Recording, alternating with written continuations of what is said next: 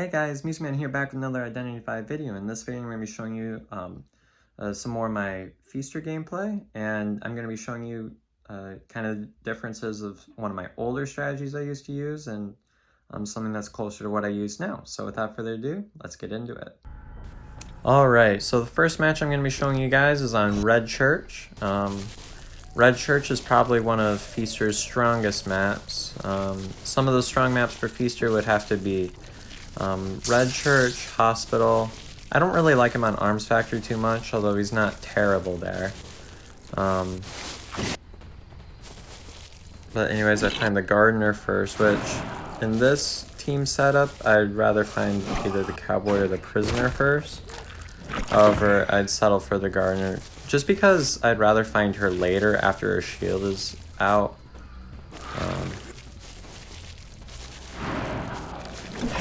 And I end up hitting the Gardener here, getting a hit here. But it doesn't matter too much because that was only the shield. I just kind of hit her to gain my presence up. I'm gonna force the Gardener to try to transition. And now she sees that tentacle there and knows, oh, I can't go that way because I'd be able to get the tentacle hit, and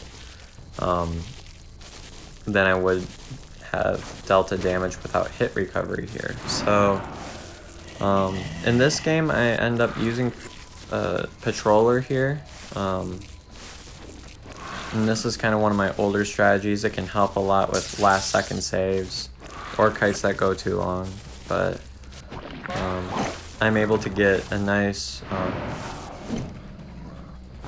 you see, I use my Patroller here on the Cowboy just so that he's not able to get an easy lasso on the Survivor.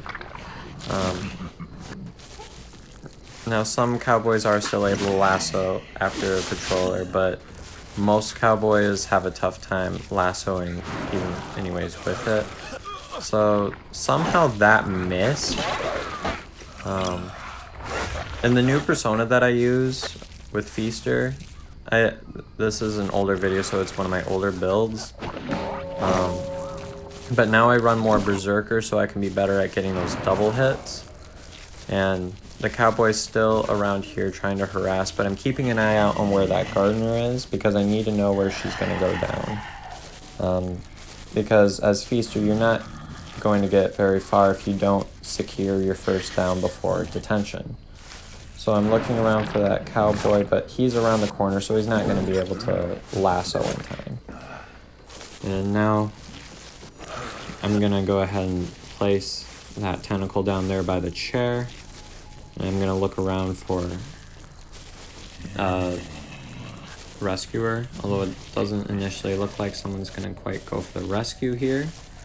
My tinnitus is coming out, so I'm going to keep my tentacles up and ready. And it's actually the Prisoner here that looks like he's going for a rescue. And I know I need to play my cards right, and I didn't hit too early, and that caused the Prisoner to not be able to rescue. Now, he was actually lagging there. He was able to get a down. I was able to get it down really fast because he was lagging quite a bit there. Now, the difference between some of my older and newer setups is that I've run a different persona. I don't run pallet breaking anymore just because as Feaster you don't break a ton of pallets anyways. And I kind of get this Cowboy in a tough situation here. So I end up downing the Cowboy here, but nowadays I run Berserker. I sometimes run Rage if there's like a Priestess or something here, but I also choose to run Peepers, so that Peepers is really, unless you're playing Joseph, it's really the only way to counter Cypher rushing, which I know is something that a lot of hunters complain about, is that even if you get the fast down and stuff, you still get Cypher Rush, especially if you've got a Cypher Rush team here. And the Mercenary, as you would expect, is going for the rescue here.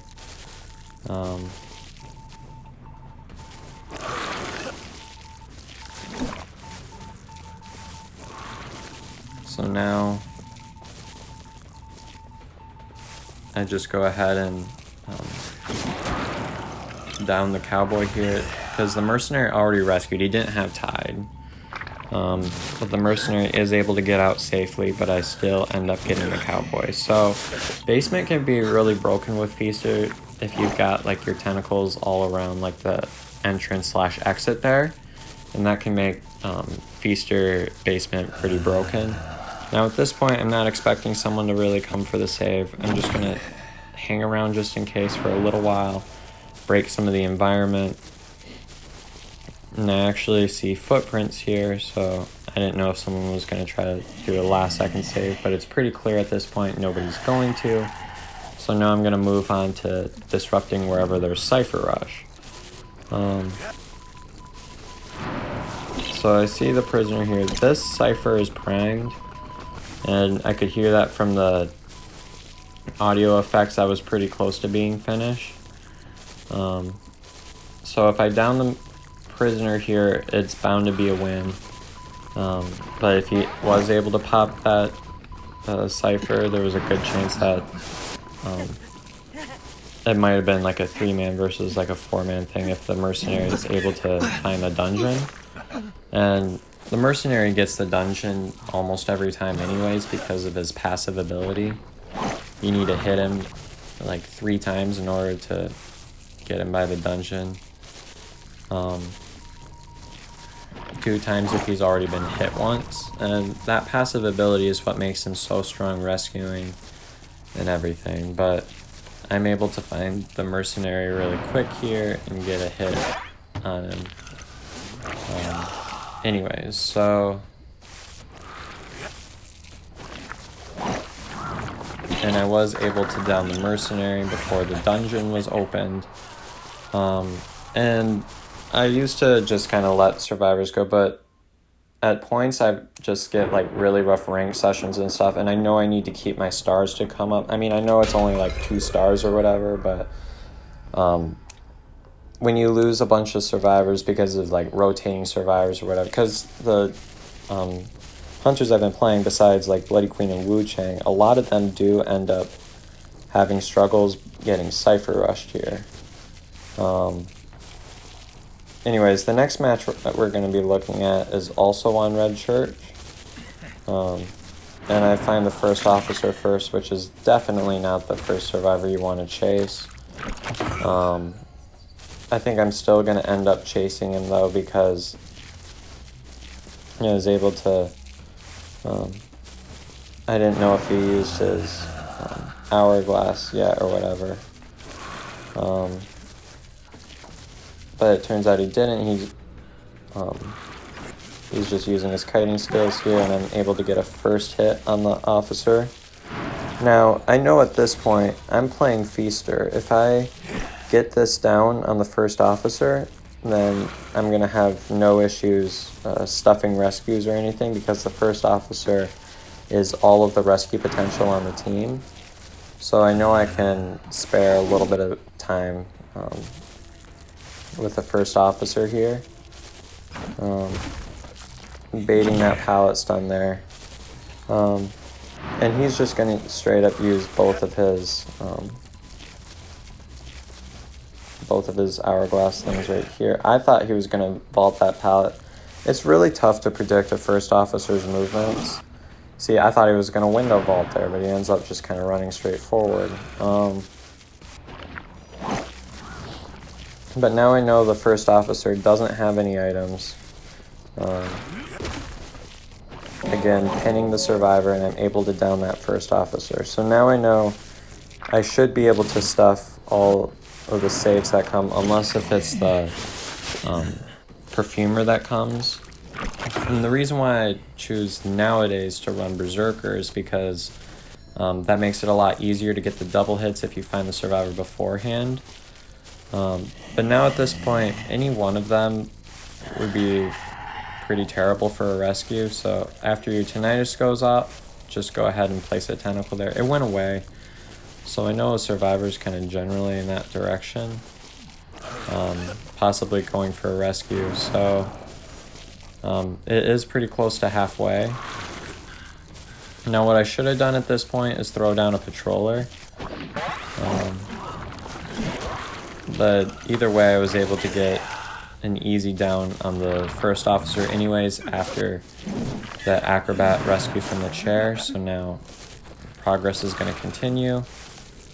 I'm just going to sort of scare the acrobat away, but I end up seeing another survivor is coming for the rescue here because my tinnitus is still going off, and I believe it's the perfumer that kind of makes her way there.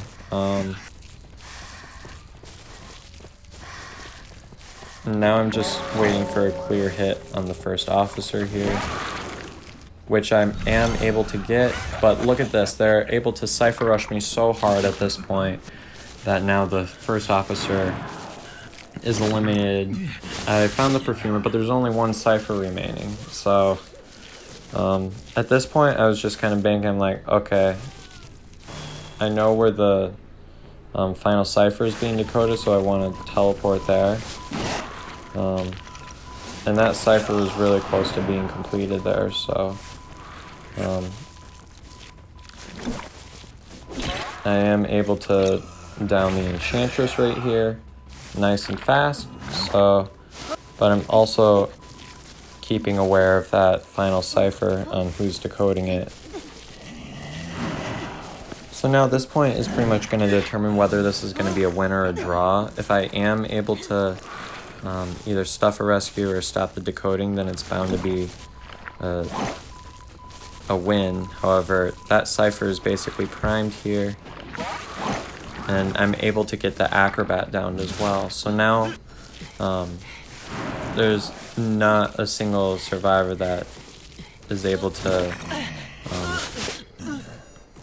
what they should be having is they should have one survivor that's trying to stay by that final cipher, and I'm aware of that, but it's more critical that I stop the cipher prime than it is for me to camp the chair. But I'm just trying to keep a good median in the middle here. The perfumer is coming for the rescue now. That, unfortunately, the tentacle broke at just the right moment for the survivors to get that rescue there. If I was able to get that tentacle there, then this match probably would have been a win. Just because they would have needed to do they would have needed to rescue after the pop. But the acrobat is going back on the chair. And now, at this point, I'm just going to kind of look around, probably get... I'm thinking at this point it's probably going to be a draw, but I know where the survivors are at. Because the thing with the tentacles is the tentacle is always going to point to the nearest survivor. And I'm able to find the enchantress there and get a down on the enchantress. So now I'm like, okay, this doesn't look too bad anymore. So now at this point I know all I need to do is camp this chair. Now I could have just played it safe and went for the draw, and for a lot of players, they complain about getting losses a lot. If you're in a situation like that, it's perfectly okay for you to just camp that chair and secure the draw there, but I don't know, the tentacles were pointing to that area, so I didn't think anybody was going to go for a rescue, so I was able to pull this match into a win, what could have been a draw. So either way at that point, if you guys play it, depends on whether your preferences, whether you're okay with the draw, or whether you want to take a little bit of a risk and go for that win. So this is a match that's relatively more recent, and you'll know that because in this match I choose to play peepers. Now the reason why I do that is, as I said before, peepers are basically the only counter. We have the cipher rush, so I find the gravekeeper first. Now I just kind of, once he digs, I just kind of leave because I don't want to get my attacks wasted, and I am able to find footprints to another survivor really fast, and I find the enchantress right here. So the enchantress is probably the best first chase I could take. If you're able to get the down on the enchantress really fast, then It's really good, but the longer she kites, the better she becomes, so that can make things really difficult really fast for the hunter if they aren't able to get that first down. But I figure I'm confident with my abilities. Let's go after the Enchantress here. So I pin the Survivor there, and I'm able to use my ability and down the Enchantress. So now I got a super early first down.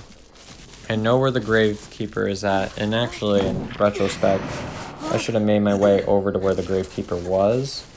But you can see there, I'm going to throw my Peeper down. My Tinnitus is going off, so I'm going to place my tentacle around here. Now, I'm just kind of looking around where the survivors are going to be coming from. And I see the Gravekeeper right here, so I'm just sort of spamming my tentacles here.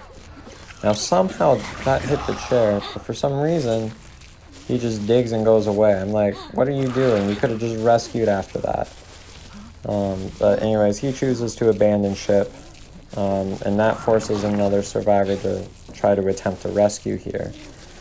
Now, I sort of banked that the coordinator was going to try to do the next follow-up for a rescue, but it actually ends up being the perfumer here. And I'm just keeping my tentacles up at this point.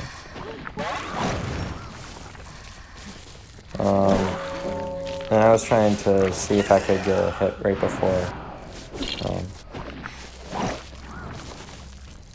the survivor was down. So now this perfumer was being really annoying there, standing in the doorway, so I wasn't able to chase the Enchantress there. And that gave the Enchantress so much time to transition away that now at this point all I can do is follow the footprints and see where they lead. Now, this pallet here is extremely annoying to work around. And I did not see that coming. That coordinator flare gun just kind of came out of nowhere. But anyways, the perfumer's down. Someone's gonna probably have to heal her up. And I'm still chasing the Enchantress here. But I end up sort of losing sight on her for the time being, but end up seeing the footprints again later on. So, again, once I walk by a Cypher, I'm going to place my Peepers down, and I was able to get that hit on the Enchantress. So now 3 Cyphers remaining, 1 survivor eliminated. This is a pretty solid start for me.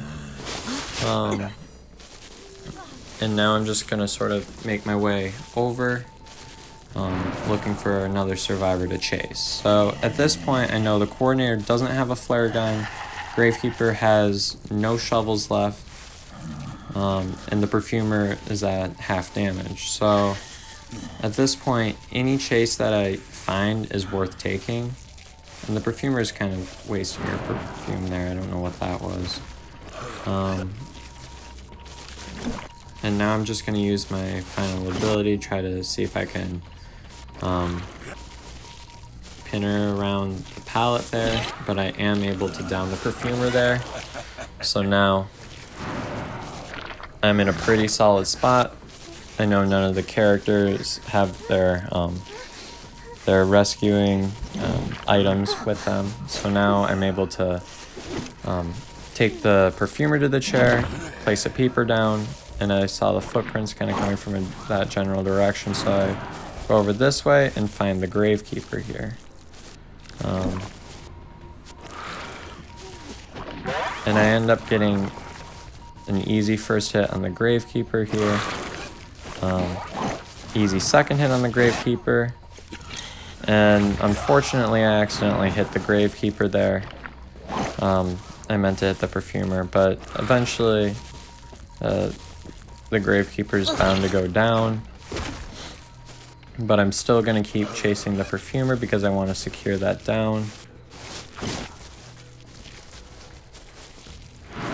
And I'm just sort of forcing her to try to tight kite, which is really tough against a feaster. And now the perfumer is down, so that forces the coordinator to try to attempt a rescue here. And I'm going to take the perfumer around here to see if I can figure out where the Gravekeeper ended up going down, so I can take him to a chair as well. There's 2 Cyphers remaining, so at this point I pretty much have a secured win. So So now I'm just going to take Gravekeeper to the chair. However, I do see the Enchantress footprints coming, so I end up just sort of leaving the Gravekeeper there to heal up. And I'm just going to spam the chair with tentacles here. And now this is pretty much a secured win for me. All I have to do is take the Coordinator to a chair.